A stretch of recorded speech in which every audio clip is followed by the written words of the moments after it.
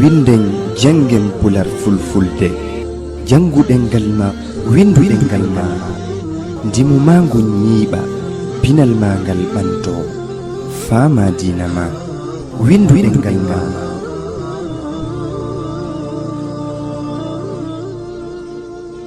pullo e puutoru hino waywa juulirde e sororu. haala men ko ala men, ɗum ko maaku mawɓe men. haala men ko ala men, ɗum ko yaka seede men. lo gidda Galisa Satina Diallo. Musidɓe wonɓe darugol men fewdo ɗo ka duɗal pular, on jarnama, o wi'anama ko saɗi mon ko tooli ka duɗal ɗo. ɓawo allahu o yettama e annabajo on juulama, si puutoru ndun hippama, si leppi on gasi o ɓornama, si mukkal ngal ƴettama wattama, haray concol labagol ɓornama, si tawi ka nder dental tumbama, yewtere pular fulfulde ƴettama, pinal dina ngal ardinama, hooreɓe famuɓe feƴƴinama, konguɗi lewñuɗi yewtama, fi nayiɗin ka dingiral weƴƴitama,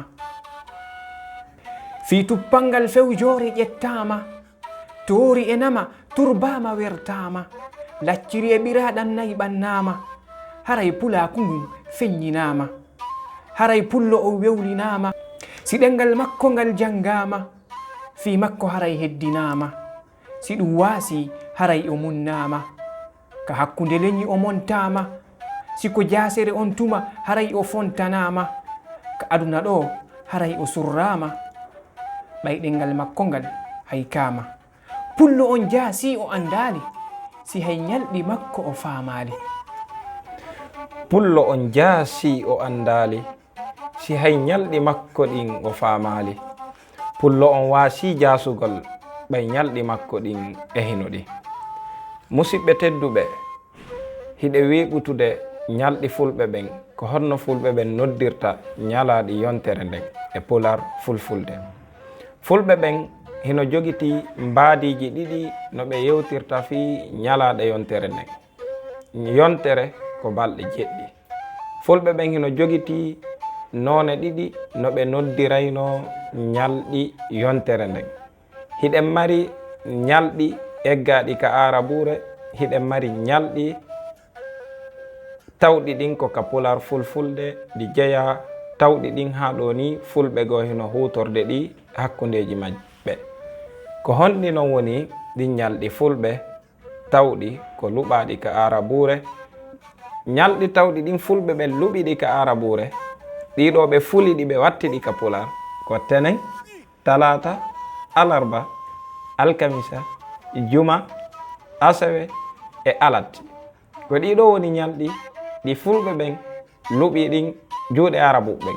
sen taski ken taway ɗiɗo ko luɓaɗi wano nana ɓen arab hiɓe andi. si on taskike kay on taway wano soso ɓen, ma maninka ɓen, ma kawtal ɓe men heddiɓe ɓe fof ko ni ɓe wolirta.